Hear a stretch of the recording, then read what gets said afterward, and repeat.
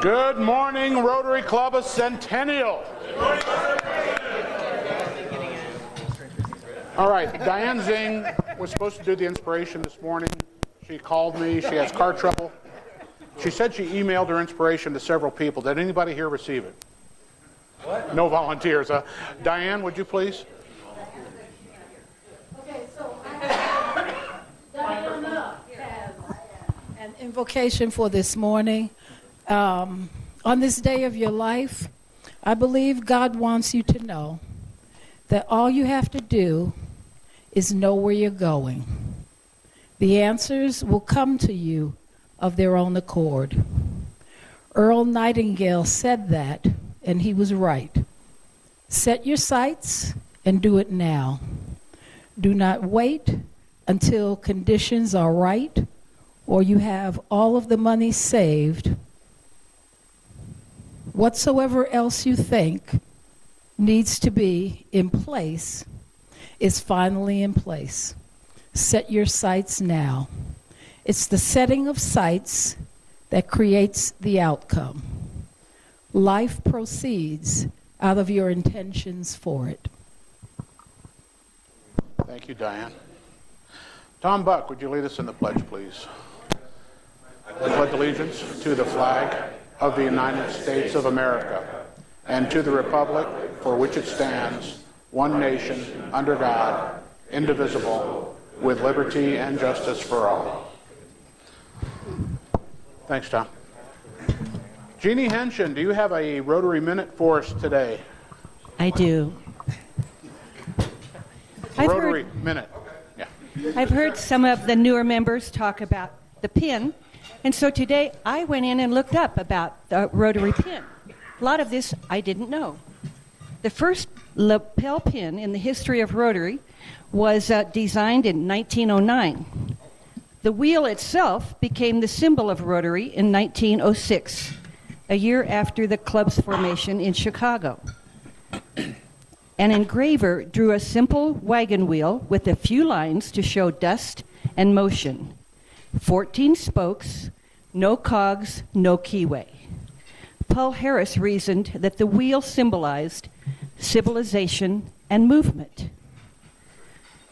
In 1910, the Rotary Club of Philadelphia added cogs to create a working wheel, symbolizing members working together, literally interlocked with one another to achieve the organization's objectives.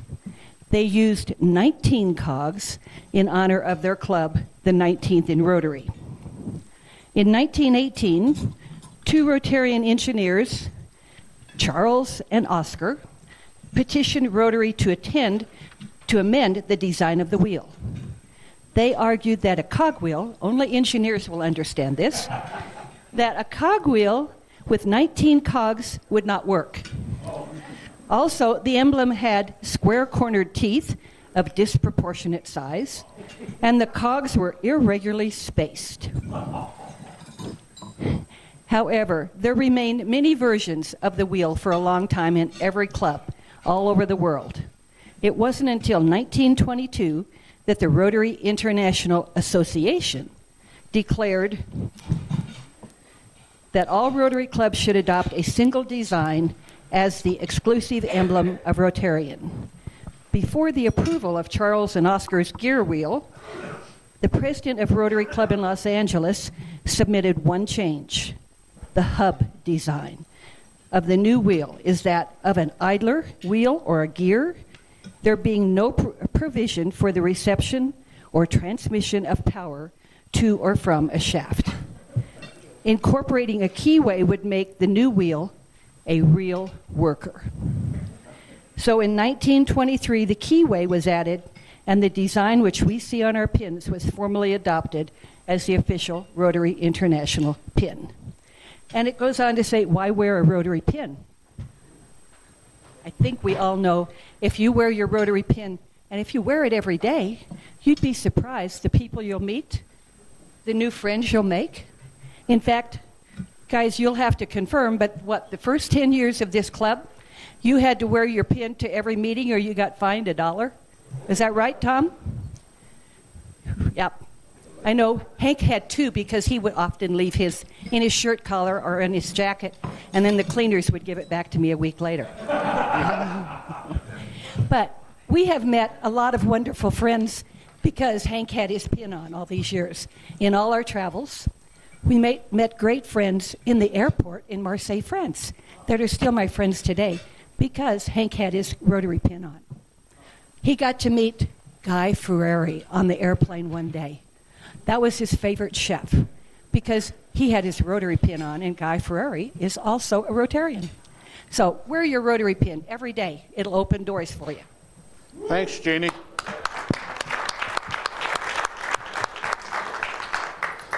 May I introduce the illustrious Randy Pye for a business minute. I have a business 10-second and a business minute. 10-second is Amazon's not coming. I guess we all know. Those of us that are on Teams, we started getting this information back channel about 6 months ago when they mentioned to us that if we had reserved land, we should go ahead and put it back in production. Didn't say why, but kind of told us. Anyway, that's the business 10-second. And the business minute, last June, if you remember right, for those of you that are new to the club, I deal in a number of sectors, and one of those is the development area, residential and commercial. Last June, I did a presentation real quickly on Sterling Ranch. We were about to break ground on our first village. That was June of last year. We have broken ground, and let me hope that this moves forward. There's the pause, John.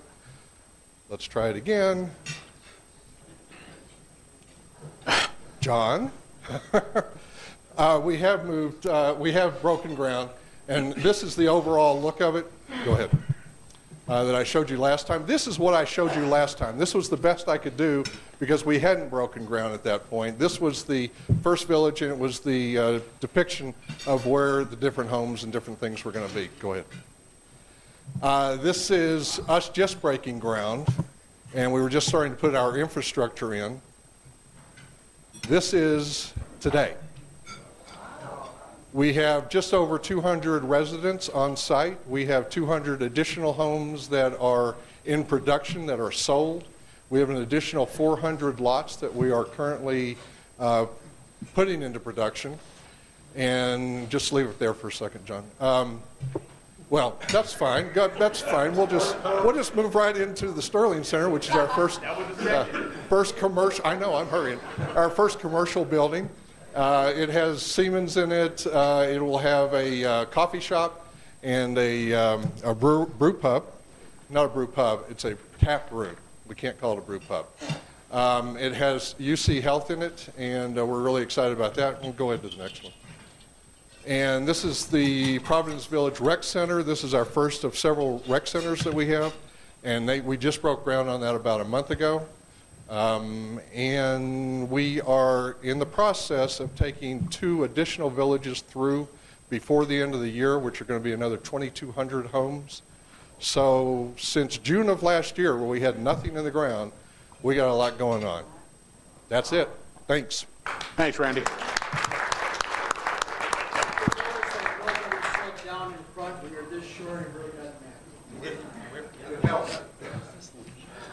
I'm not gonna say anything about our Santa Claus. I'd like to thank Paul and Alan for doing the setup and takedown today. Mark, I never felt better greeted this week. Let's see, Diane, thanks for jumping in. Appreciate that. And Tom, good pledge. Now we have a jam-packed, action-filled, fun meeting today. We have a lot of things to go over. I would like to introduce 2 visiting Rotarians who will be giving us a 10-minute presentation here in a little while.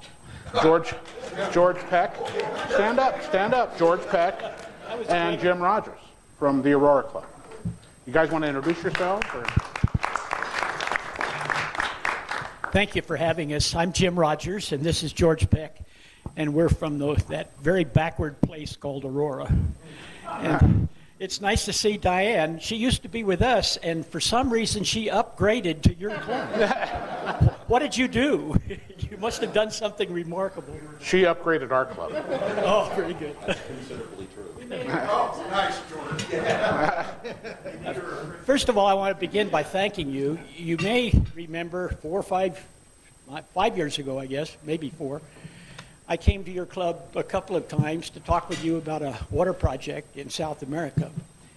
And you were very generous to join with our Aurora Club to build a water project at 11,000 feet in the Andes. If you can believe, these Quichua Indian families live on subsistence farming in a very high valley in the Andes, unbelievable living conditions, and yet they managed to keep on with their lives. But they didn't have any water. And thanks to you and several others, they do have. And although it's not our pitch today, after the meeting I brought a lot of pictures from that very successful water project that you helped to build, and I'd love to show you those. But more important today, we want to talk about something that's happening right in your backyard. If you get on Arapahoe Road and just keep going east until you get to Aurora Parkway and turn right, about a quarter of a mile, you'll find a city park, Red-tailed Hawk Park. Actually, I guess there is a red-tailed hawk that lives in there. There is. And George and I want to talk to you a little bit about what we are hoping to do with that park. And we're hoping that you as a club and as individuals will support the project. I think you're going to find that it's a very exciting thing, maybe in a way even more important than water in South America, which you generously were very successful in creating.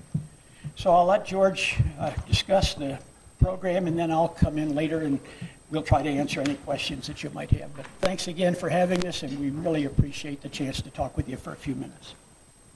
Okay. All right. Like I said, George will be giving us a presentation here. But we have another presentation that's important. But before we do that, I would like to introduce a bunch of guests. We have Pi Concher. He's here again. Pi, returning. Mike Strauss. Where are you at, Mike? There he is. George Halinga. Right there. And Hayden Porter. Thank you all for showing up. It's great, and love to see you here again.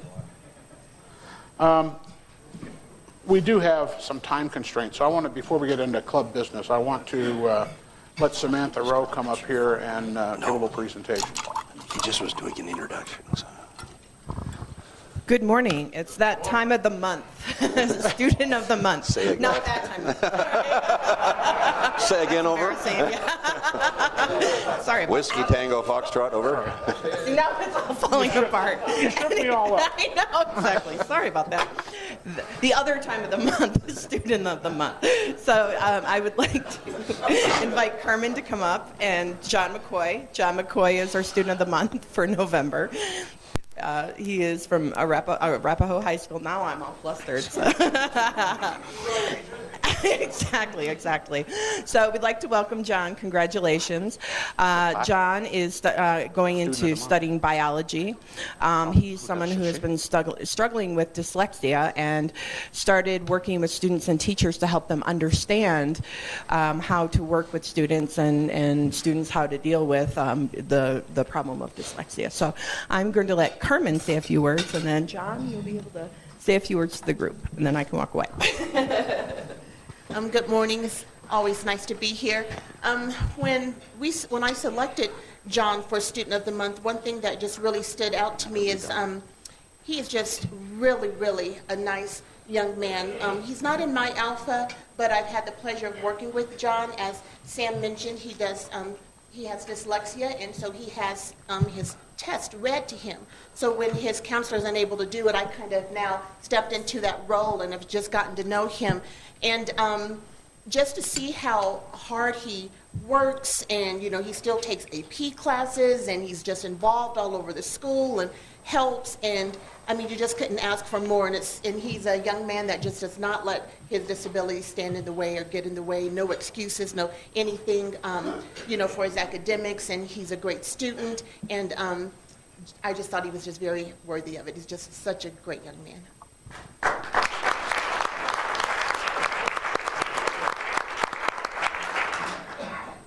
I'd just like to thank you all for being here. The Rotary Club is a great association here, and I feel so honored for you all to give me this award, so just thank you so much. So usually at this time we would give you your plaque and take a photo, but unfortunately there was an error on the plaque, so we're going to have that redone for you. So, so we did not forget you. We just need to make sure it's accurate before we give it to you. So, but why don't we get a photo of the? Yeah, and I want to make sure that we introduce Susie McCoy. Oh yes, and his brother is here as well. His brother, yeah, exactly. Very good.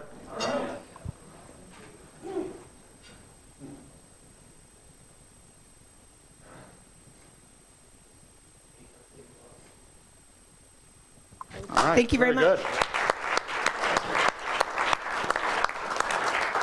Good. We like to get that out of the way first in case they need to go to school. Okay. What? School? All right. Tom Buck, would you like to speak about your food drive? By the way, Tom came up with a real nice little flyer, promotes our club for his food drive for the Indian Center. So. Thank you, Tim. I don't think there's too much to expand on. I do have enough boxes, I think. Costco was very helpful to provide all we needed. So for those who signed up for this Saturday, it is, again, at Arapahoe Road and Parker Road at the King Supers. And we've got the 3 shifts, 9 o'clock, 10 o'clock, and 11 o'clock. And I think that's about it.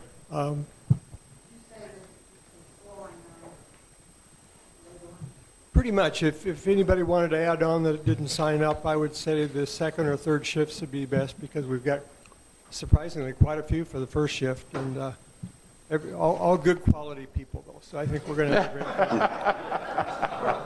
Thanks, Tom. Ken Hope, would you like to talk about Christmas trees? There's a couple of sheets that are being circulated. One is for the Saturday the 8th, where we're putting together the boxes with the lights and ornaments, and that'll be at the Arapahoe County Library Administration Building. About 9 o'clock. Last year went really, really quickly and efficiently. We're kind of working off our model of last year. We need probably 20, 25 people to do that. Then the green sheet is for the following day of the big event where we're actually giving away the Christmas trees. And it's called All Hands on Deck on that one. I think we probably had maybe 35 or 40 people last year. And we need everybody to get the trees on, give everybody the ornaments. It's a great time. I think John Peterson is going to model his Santa Claus outfit one of these days before our meeting to make sure it fits him.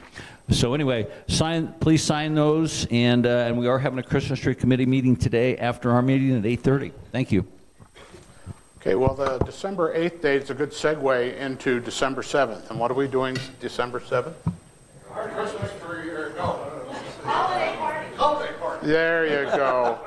And would the party princess please like to say a few words? Good morning, party people.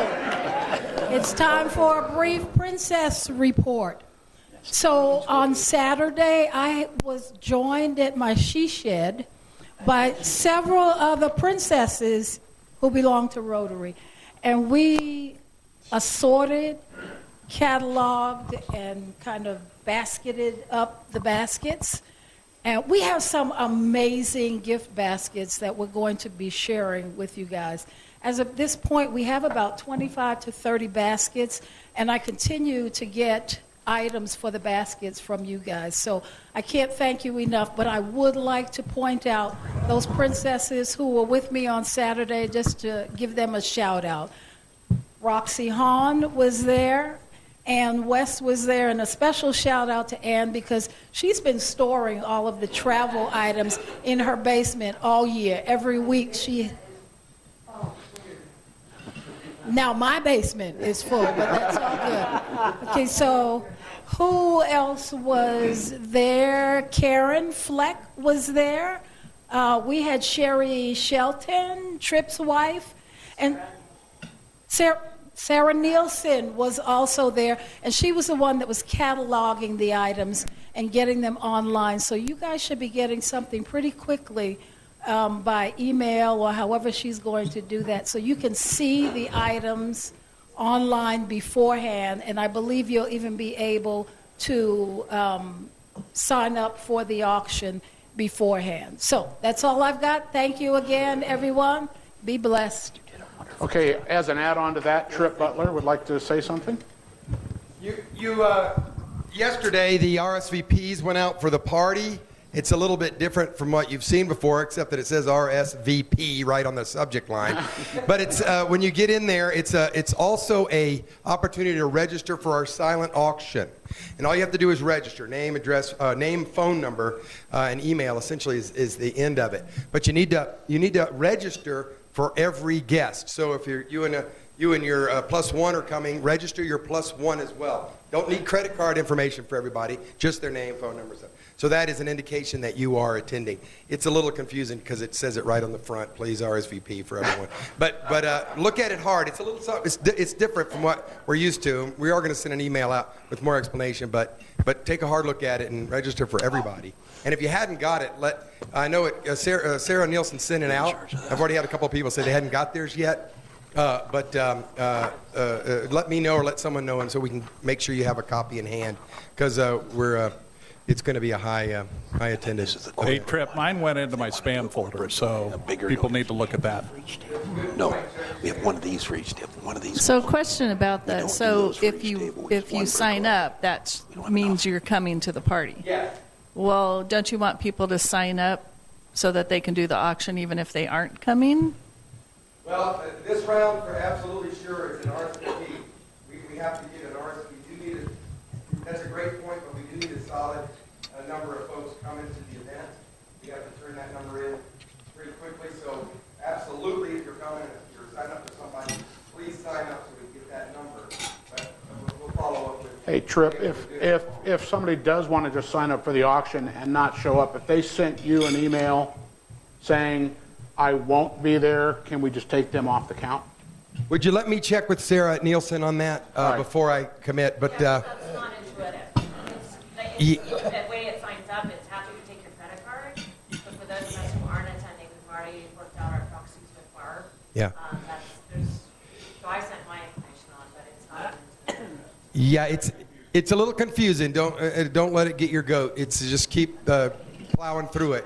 But absolutely register for your plus one as well. Thanks.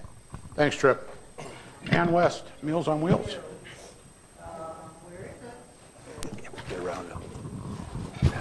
Just want to let the people who do Meals on Wheels know that I will be sending out the invitation either today or tomorrow. Please go for December. It has been going so smoothly. I want to thank you all for participating, and there's no space for me to go occasionally, which is, I guess, good. So the only other thing is, and we're handling it, but the powers that be at TLC Meals on Wheels are saying that we have to have a background check for each one of us, and it irks me that they are saying $20 and change. So I've asked Tim to put that to the board that they would pay for that. If they don't, we're still going to have to do it. But don't let that stop you. I mean, go ahead and sign up, and if you do, and then we get the money, we'll reimburse you. Thanks. All right, I did get a notice in my email that polio immunization day in India is on the 3rd of February, and they do have 30 openings right now, if anybody wanted to participate in that. If you do, send me an email. I'll forward you the PDF flyer that they have for that.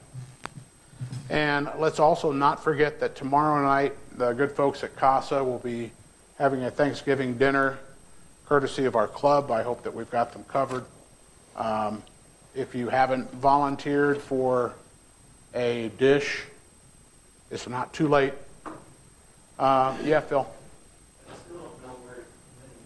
If you're bringing it here, 2 o'clock tomorrow. 2 o'clock tomorrow. If you're not taking it to the event, you can meet here at 2 o'clock tomorrow. I'll give you one other location too. I'm having her pick stuff up from my studio. So if you need to drop it off earlier or something like that, drop it off at my studio. You all have my address. 6675 South Kenton Street, Suite 114, 80111. Kenton Street. It's right off of Arapahoe Road, right by the Dodge dealer. Okay, with that, I'd like to find out if we have any travel gifts. Oh, look at that. Who's first?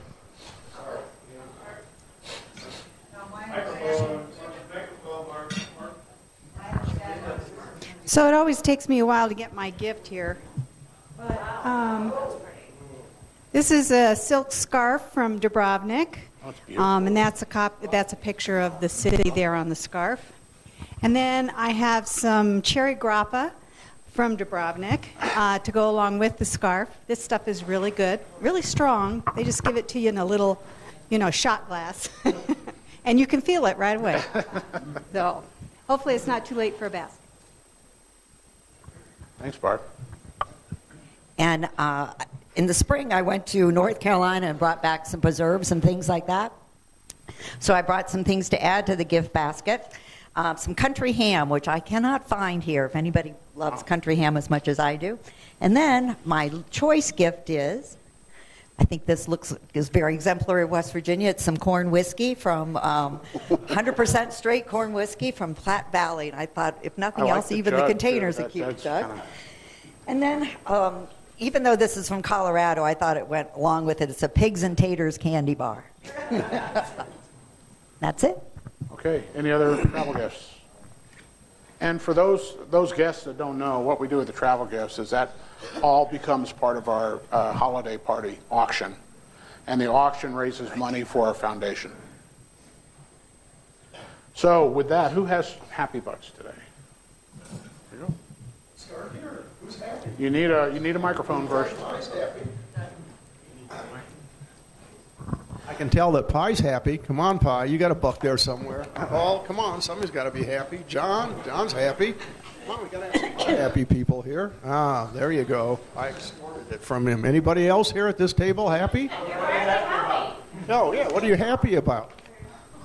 I'm happy that Pie's here. I'm happy I found the right place and was here on time. Anybody else at this table happy? Come on. I'm actually friggin' mortified that our sheriff did not get reelected. Man, I do not know how we're not going to get that guy back here. But I hope everybody can find an opportunity to thank that guy for 4 years of solid service. Yes. Okay, anyone else? All right, Paul. Just very happy. I'm happy that John's happy that Pie's here. Anybody else at this table happy? Come on, Alan, aren't you happy about something? Not happy today. Okay. All right. I have 5 because I'm just happy to be here. And I have $1. Thankful that you are here, and thanks for loaning me the $1 so I could say thank you. A borrowed happiness. I have 2. One's for Mary Alice. We really missed you and we're worried about you, but we're glad you're back. The other is for on Sunday, our team, Furniture Row Racing, and Martin Truex Jr. are racing for the championship in the NASCAR race on Sunday, so root for our team. All right. Anybody else at this table happy? I know. I heard that. Just a happy dollar to be back for a month. Happy to have you back. Anybody else here? I have two. One is for John. Not only does he buy my cars, but he buys all my kids' cars. So my daughter was driving my old Volvo, which was on its last legs, and she got a new Mini Countryman, just like John's, only a little bit newer. So, yeah, it's very cool. Thank you. Over here, our party princess has $2. I am happy and surprised to walk in this morning and see my old friends from the Aurora Club, George Peck and Jim Rogers. I'm happy. I'm happy for having so much fun on Saturday building the baskets. We had a lot of humor doing this. And also the second one is for Mary Alice. And I forget what the third one was for, but I think it was really important and made me really happy, whatever it was. Thank you. All right, 5. Well, I'm happy because of the two speakers you're going to hear shortly. So we'll get into that. And our student of the month already left.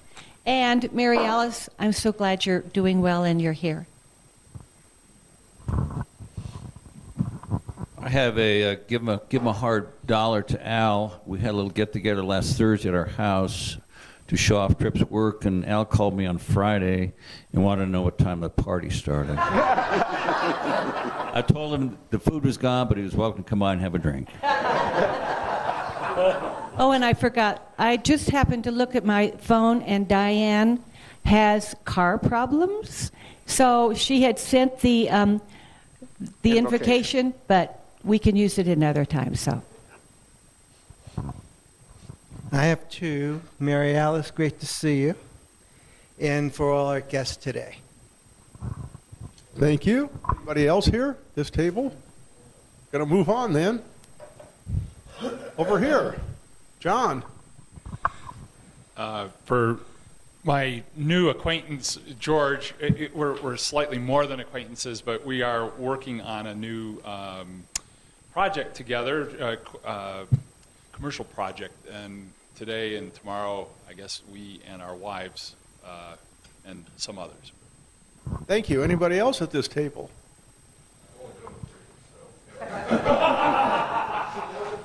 Yeah, I am. I'll just hold on to this till I get it. I have 3. One is for Samantha, who gave us way too much information.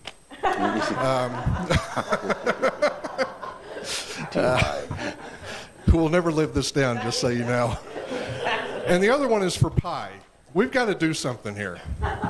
Because every time somebody says Pi, I look around, since my last name, but it spells differently than you, which is P-I-E, and I'm P-Y-E.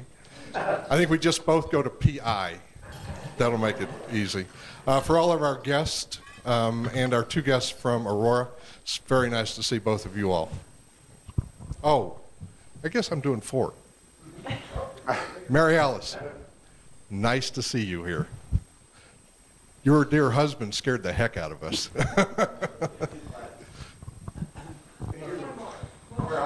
Here's your change. I'm generous, but not that generous.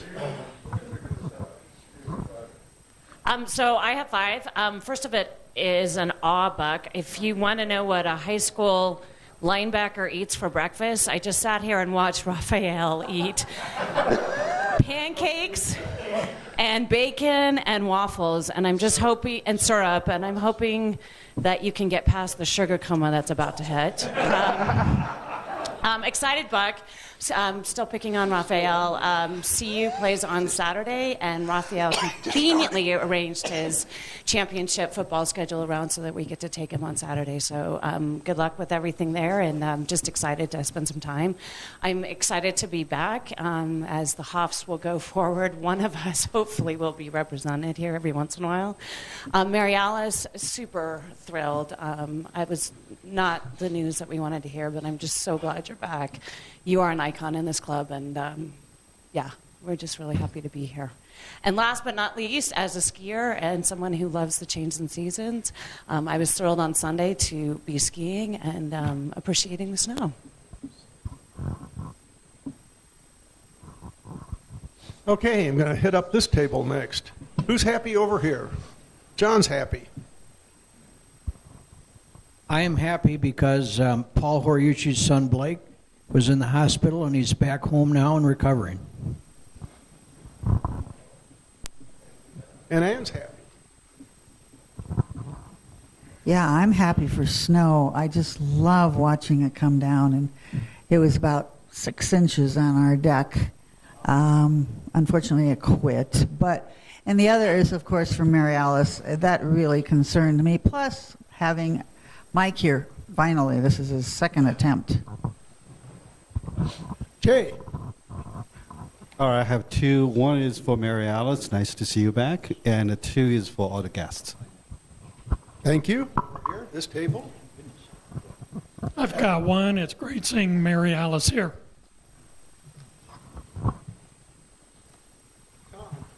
Mary Alice, great to have you back. Had us all worried. And Samurai Samantha, thank you for all the help guiding me in getting this food deal going. All right. Our visitor has $1 for us. Thank you, George. Of course. I'm just delighted to be here among fellow Rotarians, several of whom I know, several of whom I've been trying to forget. But we won't. But I am delighted to be. Diane, you're not one of them, so. Still love her. Okay, thank you. And thank you, George. Over here. Samurai. I'll come around this way. I'll get you first. Wow. Well, sorry. I have two, actually. One is an unhappy buck, and that is for Dave Walcher. I am so sorry to see him lose that election, and it was a travesty of the day, truly. Another one is a happy buck, though, for the excellent event that was put on at Ken Hope's house the other day, highlighting the work of Tripp on his wonderful kitchen. So it was a great Rotary event. And now Samantha.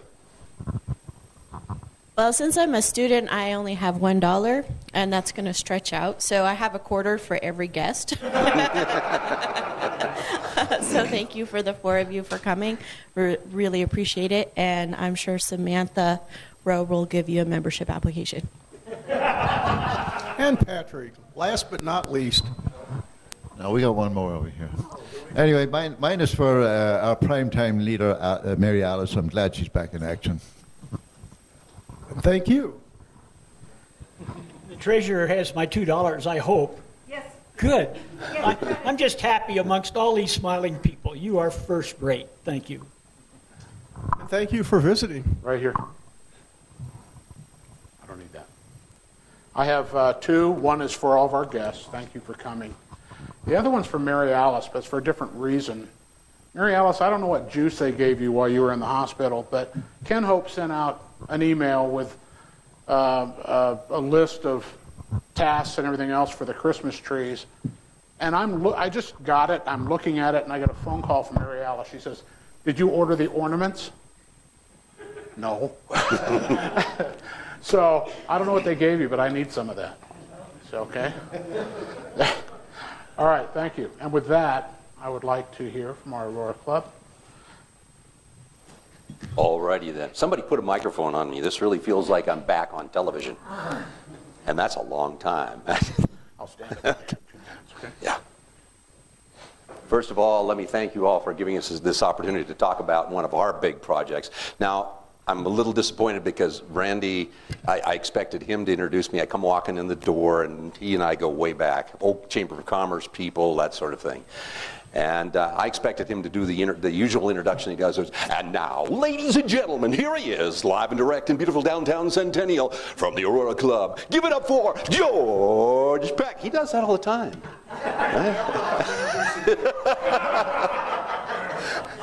Anyhow, and I'm delighted to see Diane here. But I thought I taught you better than that. The princess wave is elbow, elbow, wrist, wrist, wrist. Elbow, okay. We learn these things in the Chamber of Commerce. Well, it's a delight to see all of you here.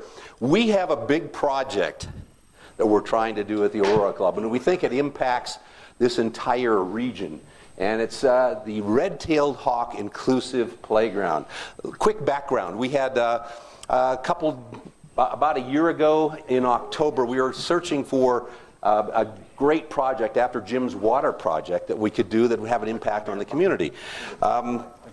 We had kind of had a few ideas. One of our folks had traveled to New Orleans and seen one of these inclusive parks but didn't know how to go about doing something with it. Well, we were in a conversation with the folks at the Aurora Parks, Recreation, and Open Space. And they had just been approached by the Make-A-Wish Foundation. And they had a request from a young man to build a park of some sort that he could play in. Well, the city didn't have the money to do that, so we put our heads together and said, if we can get things started, we think we can find some other grants, as we found out. And so we committed to a minimum of $100,000, and we were able to kick the thing off. And the city of Aurora made the park space available at Red-Tailed Hawk Park. Let's see if I can make this thing work too. Okay, there we are.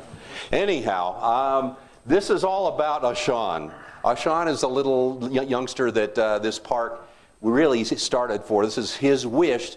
Now, Ashan was abused as a child and is with a foster family. And he's in and out of the hospital, but one of the things he has made it eminently clear with is he has 4 siblings, and all of them are disabled as well. He wants to be able to go out and play with them. He wants to go fast, is what he's told people. So he's the one that started this, and the Make-A-Wish Foundation, they don't normally do things with a capital kind of thing, you know. So they said on the sly, hey, we'll support this one if you guys will support it, but don't tell anybody we're doing a capital project. So, so I'm not telling you, so you didn't hear a darn thing.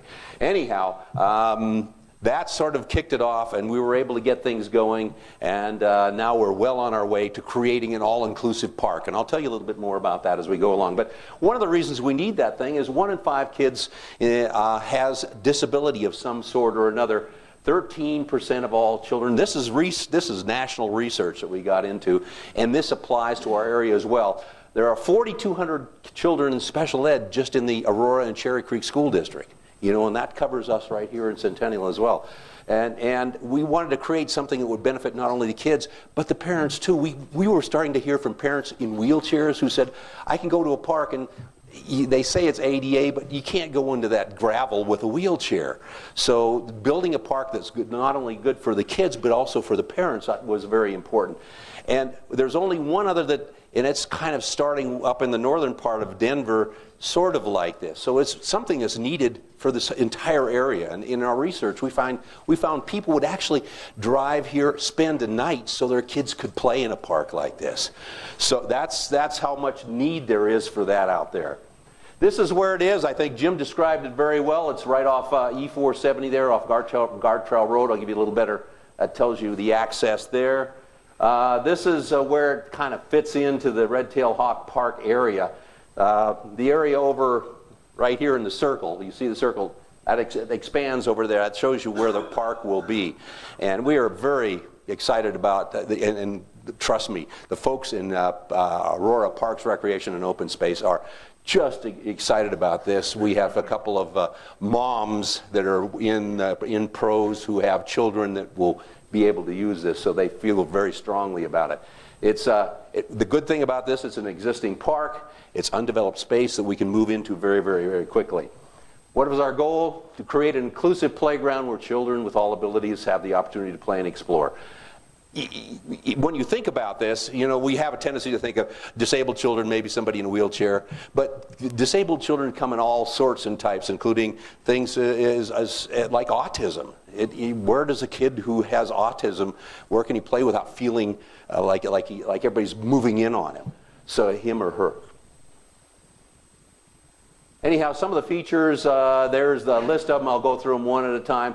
When you start thinking about this, we have hired now a professional who knows how to do these sort of things, and we're well on our way towards beginning We'll be breaking ground sometime in about another month or so, and building some of these things like gathering places. This is rarely thought of, but if you're an autistic child, sometimes you need a place where you can go sit quietly with your parent or caregiver.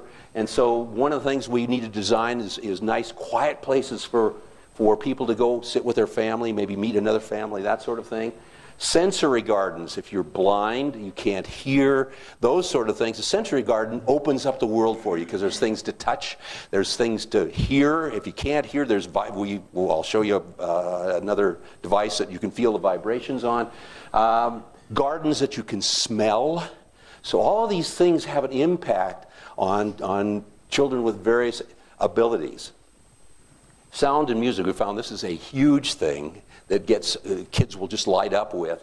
And so that certainly will be designed into it. There's all sorts of, I didn't realize it until I did a little research, the kind of play structures that are available for kids who have various abilities. So there'll be a whole central area with lots of different things where you can actually go in a swing in a wheelchair. You can go on a slide in a wheelchair because it's actually a little ramp for them to go down on. And the folks have really thought this thing through. Dynamic play, that's where I was talking about the swing with the wheelchair. You can see there. There's a zip line where you can put a kid in and whiz them along on a zip line. Those sort of things really make a lot of difference for kids. Kids like to do things that are sort of semi-dangerous. Anybody who has kids knows that. I have grandchildren now that I go, Jack, you're going to kill yourself. But he's willing to climb on and jump off just about anything. Okay, I talked about the art structures as well. We've actually already have an artist. One of the great things is the City of Aurora Arts and Public Places Commission, which I'm part of, I'm happy to say, has already stepped up, and we found money in that budget to do a major art project out there. The thing that looks like a fire hydrant actually is a series of speakers. It looks like a little hydrant, and they'll be spread around the whole park where you're going to be able to hear natural sounds. We actually have a composer who's going to write music specifically for this park. And on the top of it, there's that little dome, somebody who can't hear can put their hand on and feel the music. So it's specifically designed to do that. And then you can see those little trees, look like palm trees out there. Those are to provide a little bit of shade, but they also put a real pretty colors and dappled light on the ground. So in groupings, there'll be good shade, and other ones it's just fun to look at the colors on the ground. And then all around the park where there's stairs and ramps and so on, there'll be colorful hoops that you can touch and feel on those stairs. I also threw in there one of the things we, by golly, are going to have is a rotary clock. And we'll put that up there someplace. I know everybody has their watch and their phone and all, but if you've traveled around the world as a Rotarian, I know you've seen parks where those rotary my wife and I have posed in front of those in probably 5 different countries and in 30 different states. So that's something we just want to bring to the table as well. Well, what is this whole thing going to cost us? A minimum of about $800,000. That's why we're out on the street asking for a little help here. We're committed to raise between $100,000 and $250,000. We're very close to that $100,000 baseline. And we're going to make that one happen one way or another, because without that, this park would not exist. The city had to have that initial commitment before they could go out and find other people who would step up. We've had great help from Aurora Parks Recreation. Arapahoe County Open Space stepped up and really gave us a big grant to make this happen. Make-A-Wish Foundation, Art and Public Places, I've talked about all of those. We're going to recognize the people who have donated to this park. This is how you can donate. Through Aurora Rotary, we're also passing these around. What we're finding out from Rotary clubs is maybe the good thing to do is kind of accumulate your funds and maybe work through the foundation. We would really love to see on a wall of some sort or another all the Rotary clubs that have contributed to this sort of thing. And so the wall will have any donations from $1,000 up on there. And we've also found out some equipment companies want to donate equipment. So that's our program. I think it's will be a great contribution to this community, and we'd love to have you to be part of it. Jim, anything else you'd like to add? One last thought. We would be delighted if not only the club would support this, and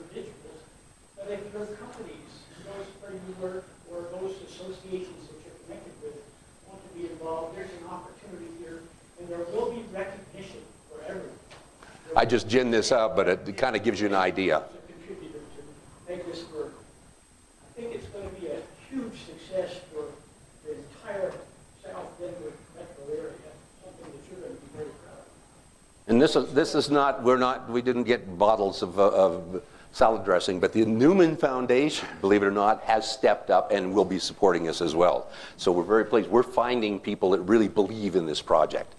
We certainly do, and we hope you will too. So thank you. Thank you, George.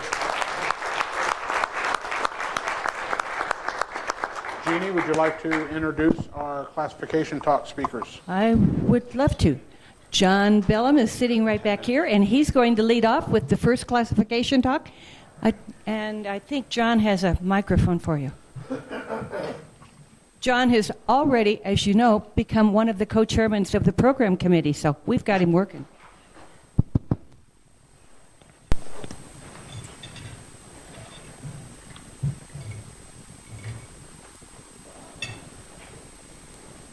All right. Is that working? Can you hear me? We'll talk about it at the board. So my goal is to finish this before Tim stands up. That seems to be the official time. That overstep. You have 12 minutes, 12 minutes. Oh, I listen. Oh, okay. All right. I think that's what I say every time. So this is my classification talk. As with most of these things, I'm going to start a long time ago, kind of at the beginning, because this is pretty much how I ended up where I am and doing what I do. So I've got two families, obviously. I have the family that I was blessed to grow up with, and I'll get to them shortly because we all came into the helping professions, and then, of course, the family that I've been blessed to, I guess, create. I guess that's what you want to say. But anyhow, that's also ties deeply into my profession and where I've been. So on this photo here, I'm the tallest one. On your left,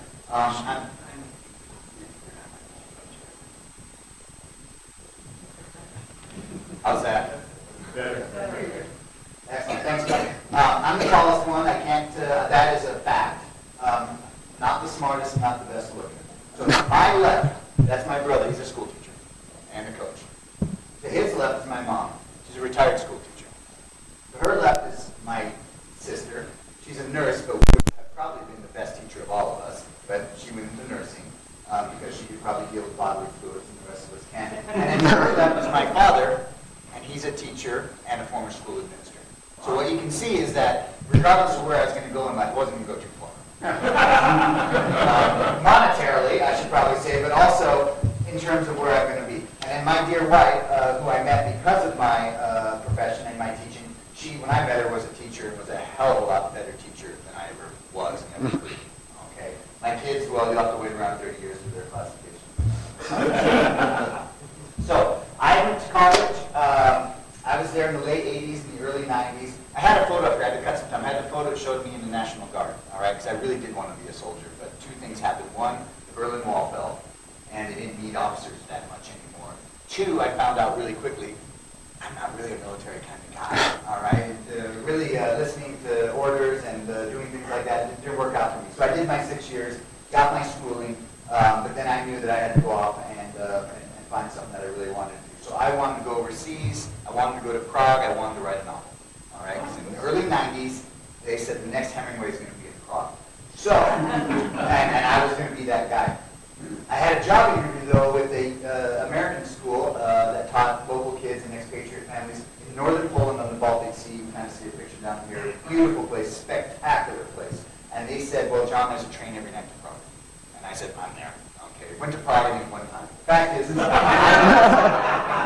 was a great city, but the fact is I fell in love with Poland. I have no Polish roots. My family are all kind of on the northern side of the Baltic Sea in Scandinavia, and I know why they left in terms of the weather. But the fact is I loved teaching, and I had set it upon myself, and I still am in communication with so many of my students who live around the world now, New Zealand, Australia, East Asia, and of course Poland.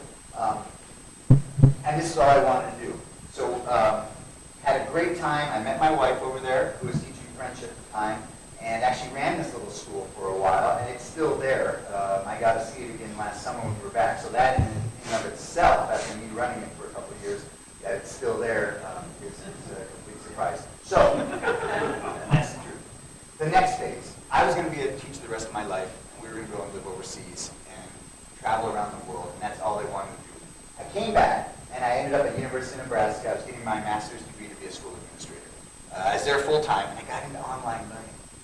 And then I said, my wife and I couldn't find a job together. Once you try to, in the international education business, once you're a husband and wife team, you got to kind of find a school that wants both of you.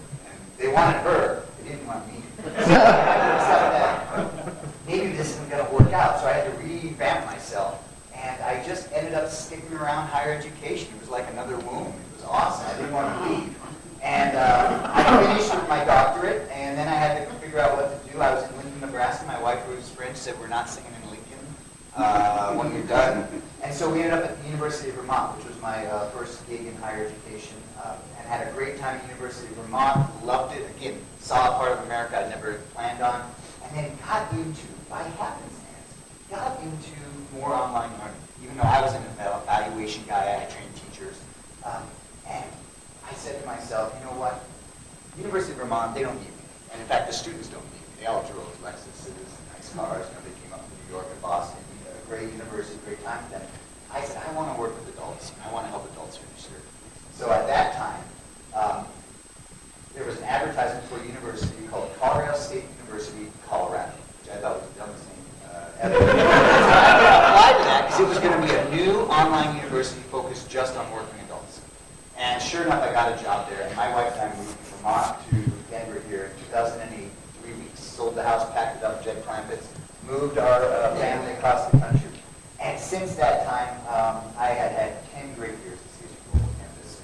And in fact, because of that, got into Rotary again because our institution joined Aurora Rotary, which everybody knows. I was there, and I said, that's a great Rotary group, but I need a little bit more fun group.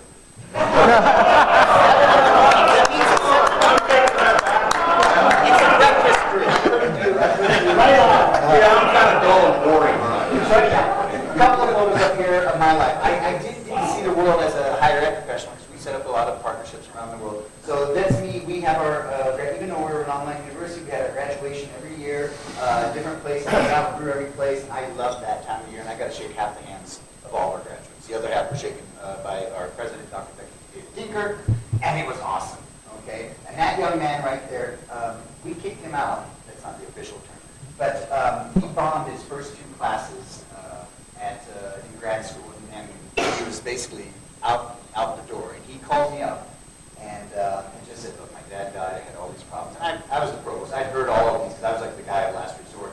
And I was just like, you know what? All right, we'll give you a chance. We don't want you to keep failing, but we'll give you a chance. And sure enough, the last graduation I attended last summer, 2017, he called me up the month before and just said, "Hey, Dr. Bellum, you know what? I'm graduating." And I was so elated about that because that's really why I got into education one way or the other. And I've taught everything from kindergartners to adults, and I can tell you what, they're all great, but everything I did learn about people and teaching, I did learn from kindergartners.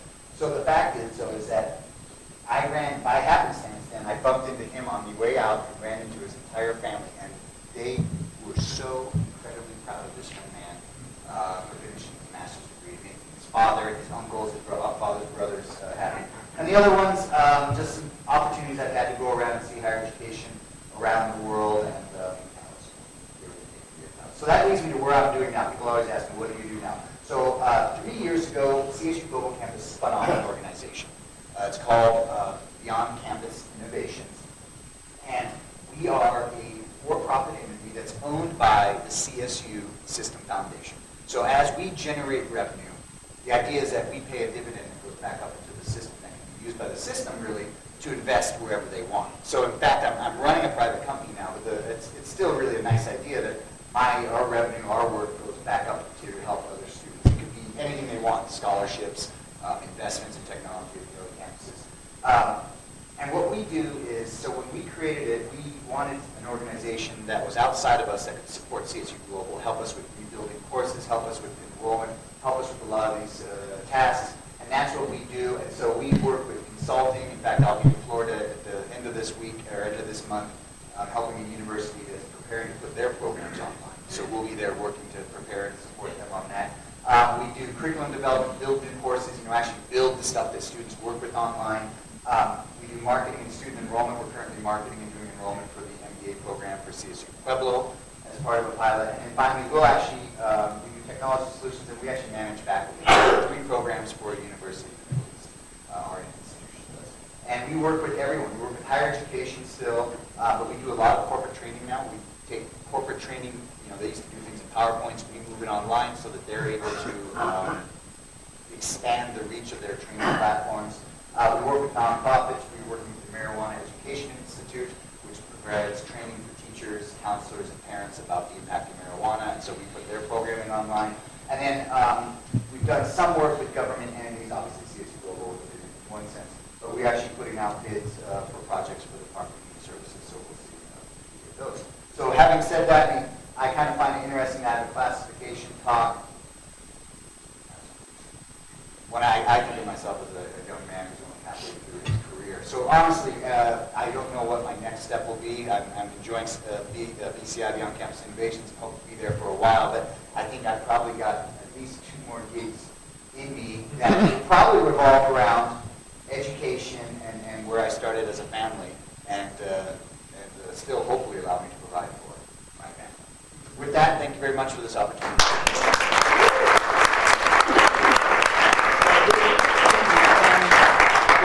That's it. You just did it. Just right. I almost stood up.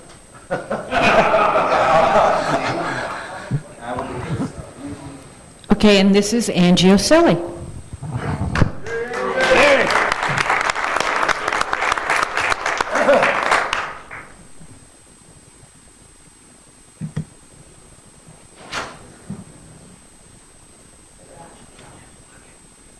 Just clip it to your lanyard.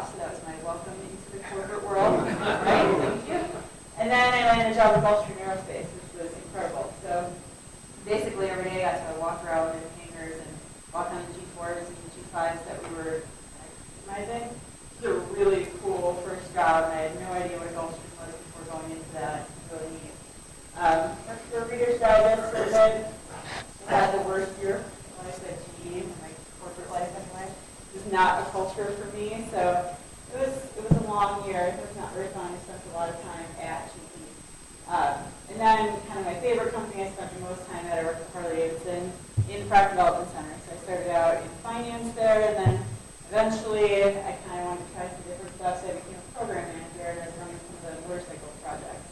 Basically, they were redeveloping everything that's going to come out in the next 5 to 10 years. So there's still some stuff that hasn't come out yet that I worked on. So that's really fun, still having some of those secrets in my back pocket that I can talk about. But during that whole time, I kind of always wanted to be self-employed and get actually in financial planning, which is what I wanted to do. So my aunt lived out in Parker, Colorado, and her husband owned a financial planning firm out here. And I had been visiting them pretty much every year since I got out of college. And basically, we had talked about me coming into business with him, like that's a big move, and just not ready to take the risk. And then finally, a couple of years ago, we did it. And my husband and I moved out here with our little girl, and came into the Williams Investment Network, which is a company, and I actually officially bought him out earlier this year. So made it happen.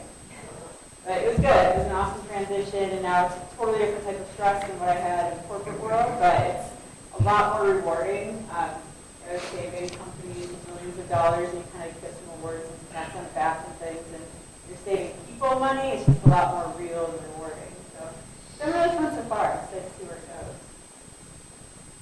And then the fun stuff with family. So we start in the middle, because she's silly. Her daughter, Sydney, she just turned 3 in September, and she actually got up every hour last night to tell us that she was lonely. So we got no sleep. She's a good sleeper, but once in a while she just throws a curveball. And in the top left there, that's kind of my family on our wedding day. So my husband, Dan, O'Sealy is his name, and it comes from Nigeria. His dad actually moved here from Nigeria, I think in the late 70s, early 80s for school. He moved to Wisconsin, really interesting place to move here from Nigeria. UW Stevens Point had a fisheries program, and his plan was to do a fisheries program and go back to Nigeria. And he ended up going to school and then never going back. They actually moved out to Denver, lived here for a while, that's where my husband was born, and then moved back to Wisconsin. So he never made it back to Nigeria. But kind of his background. And then to the left of me there, that's my brother and his family. They live in Dallas, Texas. He worked for American Airlines since he was 16. And he still took care of it, which is incredible nowadays to stay with a company for that long. And then on the right are my parents. So my dad, and he's 6'5", so he kind of cuts him down pictures, but he's super tall. And he was self-employed, and that's why I always wanted to be in business for myself. He actually was, call him a Little Debbie guy, but back in the day, Little Debbie's, the snack cakes, you buy them from the company that makes them, and then you would go out to grocery stores and convenience stores and sell them. So that's what we did. So we always had Little Debbie's at my house growing up. We weren't allowed to go into that very often, but I had a truck out there that we could raid once a week. So we were controlled. And then my mom there, she's like 4'11", 5 foot. So she was diagnosed with pretty severe epilepsy when she was 15, so she's never been able to drive or really work or anything. But I grew up kind of helping her through that, which is very interesting. But she's been pretty healthy lately. Actually, my dad broke his leg a couple weeks ago, so he's been the one that we've had to take care of now. But it was good upbringing back in Wisconsin. And now, on the bottom left, I have some pictures around. I pretend to golf now, but I really stopped doing it.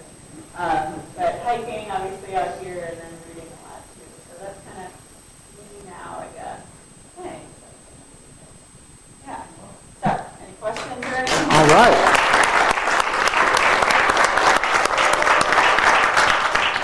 Angie, you get to do the honors today. I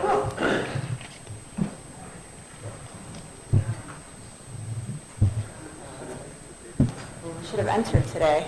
Maybe I would have You had didn't one enter? left. No. Oh, no.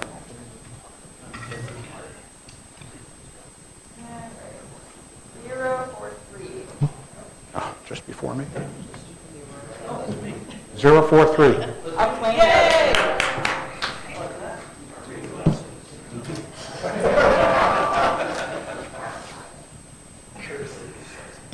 You need reading glasses to see color, Ken? All